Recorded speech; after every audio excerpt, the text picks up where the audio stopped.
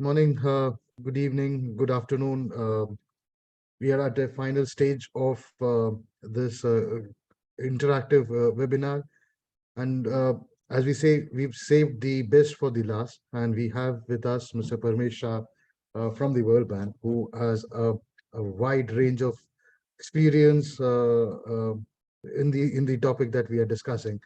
And I would not like to take away his time. Uh, Sir, over to you for your thoughts. Thanks, Rahul, and many thanks for inviting me for this very important event. And I learned that there have been very interesting deliberations on various topics during this event. And I'm just going to share my own reflections on what we have learned globally on this topic, and share some of the solutions, some challenges which still remain, and some kind of ways for you to consider when you move forward on this agenda. So clearly, data access has significantly improved. We have lots of governments working on digital registries of farmers. You must have heard our good friend Dr. Rajiv Chawla talk about agri data stack in India. It's going to be one of the world's largest digital data stacks for farmers and plots. So data access is unavailable, but data access automatically does not get converted into products and services or service delivery, particularly for smallholders. So what we see is a kind of a digital divide where number of farmers are able to subscribe to data analytics and are able to use it. These are predominantly commercial and large farmers in many parts of the world. There are now on-the-shelf solutions which advise people on precision agriculture, precision fertilization, weather forecast, and all that to do that. Now, how does that all data availability be made available to smallholders is the biggest challenge. Precision agriculture advisory for smallholder is the biggest developmental challenge which we are facing right now. There are some breakthroughs. The first point I want to say is that we should spend more time on data analytics and developing products and services for smallholders than only worrying about data access. So I think we need people who work on analytics and products and services, because our analytics in Africa showed that almost all the agencies, whether it's public and private sector, spend 75% time on accessing data and only 10% on analyzing data, 10% on products and services, and 5% on scale. That's why things never go to scale, because we have not inverted this value chain, there's a need to invert the value chain. There's enough data which needs to be converted to analytics and products and services. That's the first point I would like to make. If it is so obvious, why doesn't it happen? It's basically that you need a lot of customization and adaptation to develop products and services for smallholders. It is not a done deal, because they can't afford to buy data or information. They are mostly giving data, but they don't receive products and services in return. So I think we need to develop some kind of a protocol by which smallholders are able to get products and services in return for providing data, which we have tried in many locations, which we call as data vouchers, basically, that in lieu of getting data, people get products and services in return. If they don't get that, then why would they be interested in providing data? And smallholders will never buy data. Smallholders will buy inputs, outputs, and services. So I think we have to bundle data with these things. And you can see all the startups which have been successful have really developed a bundled set of services and inputs, and converted data into an output which is in a kind of a monetized form. And then they just deduct a certain percentage out of they don't charge from farmers, small farmers, but they charge from input suppliers, agribusiness, and all those people there. So monetization will happen at the at the level of the industry, but it will not happen at the level of smallholders.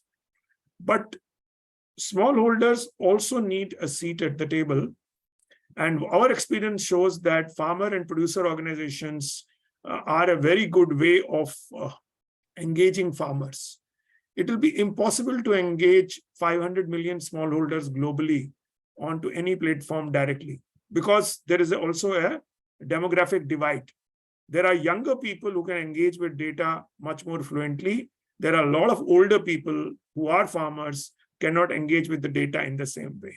So we have to develop new ways of energizing the younger generation among the farmers, and also the farmer organizations will. So we are engaged in a massive project globally on digitizing not only the farmer data, but also digitizing farmer organizations. So because the farmer organizations, if they get digitized, that will multiply the outreach much faster. So if you see in India, we have producer organizations, farmer organizations, but if they are digitized from day one, I think you will see a very different model of service delivery emerging, access to finance, and all the things which we are talking about. So we have found that once you digitize farmer organizations and their transactions, the uptake of products and services almost doubles or triples immediately for smallholder farmers. So I think we need to build an enterprise solution for farmer organizations for digitization and data, rather than look at a big kind of amorphous kind of a platform in which you want every farmer to get data, access data, and then analyze data and do that. Another thing which is very important to look at is that you need to bring a data governance, not a general data governance. We need use case oriented data governance. I think when we make the project so big that you have data governance and you have to involve everyone, then it doesn't happen. So I think if we have a use case around, say, fertilizer availability or soil fertility, then you can bring a set of stakeholders together to agree on data. So I think we are working in many countries where we have brought in all the research organizations, the private sector, the public sector, to work on fertilizer and develop optimum fertilizer precision advisory for smallholders. But it only happens when you work on a specific problem rather than a general amorphous kind of data architecture. So I would like to summarize in the end by saying that invest more on platforms and ecosystems. I think what you need in data is more the stakeholders to build trust in each other. And I think if you don't facilitate and convene people to build trust in each other, you won't move to the next stage, which is analytics and products and services there.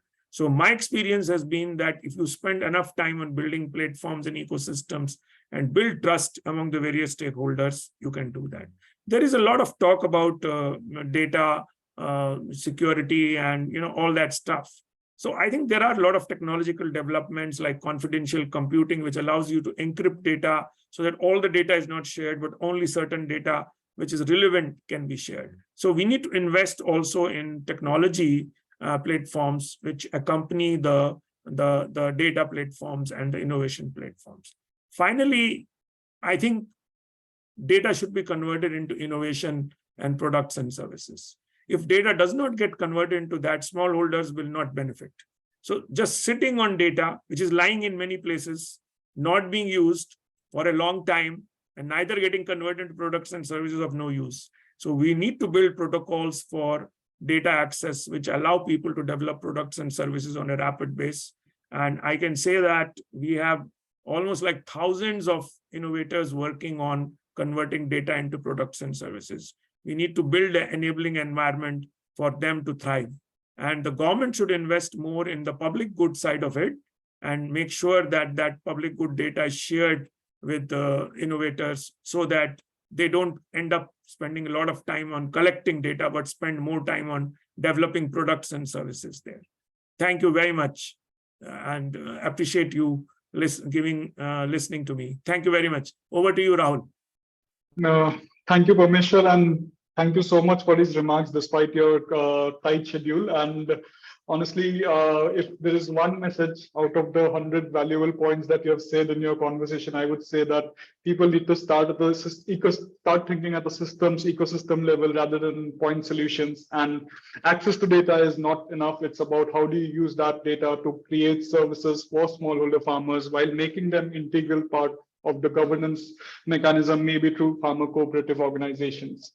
So with that, thank you so much, Maumesh sir. And what I can recommend to the people on the call now, and also the many others who are streaming offline, and on through other channels, is that World Bank organizes these open learning sessions where there are webinars on important topics related to technology. I think that is one of the best materials for this sector if you want to learn about how data, digital technologies, and even now non-digital technologies can make agriculture more sustainable. Thank you to everyone who has been with us since the morning and the 800 plus people who registered and have been there across sessions. After this session, we will soon reach out to you with a form or a survey form where we'll also seek opportunities where you would want to collaborate with the work that this coalition is doing on mainstreaming data sharing in agriculture. And with the advice of everyone who's spoken today, we'll mainstream it, but with the attempt to do it right, instead of making it an extractive and an exploitative industry that harms smallholder farmers. It's about mainstreaming data sharing while keeping smallholders farmers at the center of it. Thank you everyone once again, and thank you Parmeshwar. And thank you Intellicap for organizing this. Thank you, sir. Thank you, everyone.